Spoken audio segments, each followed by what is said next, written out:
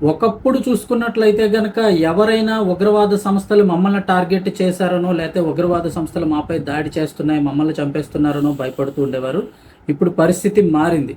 ఉగ్రవాదులే నేరుగా అన్యాయంగా మా వాళ్ళని పట్టన పెట్టుకుంటున్నారు, మా సంస్థలో సభ్యుల్ని చంపేస్తున్నారని బహిరంగంగా ప్రకటిస్తున్నారు. అంతేకాదు ఇప్పుడు పాకిస్తాన్కి సంబంధించిన మరో దారుణ నిజం కూడా బయటపడింది.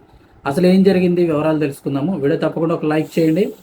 పాకిస్తాన్ కేంద్రంగా పనిచేస్తున్నటువంటి ఉగ్రవాద సంస్థకు చెందిన ముష్కరులు అజ్ఞాతవాసుల చేతుల్లో హతం కావడం అనేది తీవ్ర కలకలం రేపుతోంది.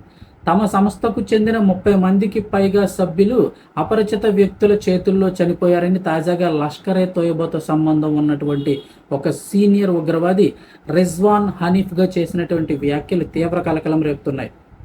అన్యాయంగా మా వాళ్ళు 30 మందికి పైగా ఎవరు చంపుతున్నారో తెలియదు, 30 మందికి పైగా మా సభ్యుల్ని చంపేశారని బహిరంగంగా ప్రకటించారు. సీనియర్ ఉగ్రవాది రిజ్వాన్ హనీఫ్గా చేసిన వ్యాఖ్యలు సంచలనంగా మారాయి. రిజ్వాన్ హనీఫ్గా మాట్లాడుతున్నట్లుగా ఒక వీడియో ప్రస్తుతం వైరల్ అవుతోంది సోషల్ మీడియాలో. ఈ వీడియోలో అతను మాట్లాడేది ఏమిటంటే, గత 3-4 ఏళ్లలో పాకిస్తాన్తో పాటు పీఓకే ప్రాంతాల్లో తమ సంస్థకు చెందిన ముఖ్య సభ్యులు ఒక 30 మందికి పైగా ఉన్న సభ్యులను అపరిచిత వ్యక్తులు కాల్చి చంపేశారు. అయితే వాళ్ళు ఏమంటున్నారు, ఈ హత్యల వెనుక భారత సంస్థలు ఉన్నాయని వీడియోలో రిజ్వాన్ ఆరోపించారు.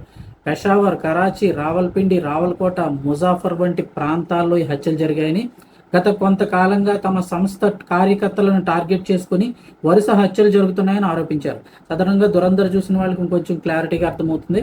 ఇక 2008 ముంబై దాడులు వెనుక ఉన్న లష్కరే తోయిబా సంస్థను ఐక్యరాజ్య సమితి 2005లోనే నిషేధించింది.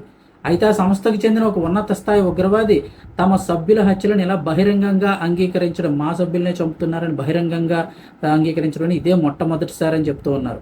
లష్కరే తోయిబా సంస్థను ఎప్పుడూ నిషేధించి రద్దు చేసేసామని పాకిస్తాన్ చెప్తున్నప్పటికీ ఇప్పుడు ఈ వీడియో ద్వారా వారి ఉనికి అక్కడే ఉన్నారు, పాకిస్తాన్లో ఉన్నారని చెప్పేసి వారి ఉనికి మరోసారి వీడియో ద్వారా ప్రపంచానికి బయటపడింది. ఈ హత్యల వెనుక భారత ఏజెన్సీల హస్తం ఉందంటూ రిజ్వాన్ హనీఫ్ చేసిన ఆరోపణలు భారత్ కూడా తీవ్రంగా ఖండించింది.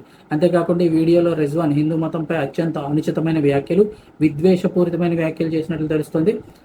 ఉగ్రవాద సంస్థలు మతపరమైన భావోద్వేగాలను రెచ్చగొడుతూ యువతను తీవ్రవాదం వైపు ఎలా పురుగొలుపుతాయో ఈ ఘటన మరోసారి స్పష్టం చేస్తుంది. ఈ వీడియోలో రిజ్వాన్ హనీఫ్ భారత్ కావాల్సిన మోస్ట్ వాంటెడ్ ఉగ్రవాదుల్లో ఒకడనైతే తెలిపారు.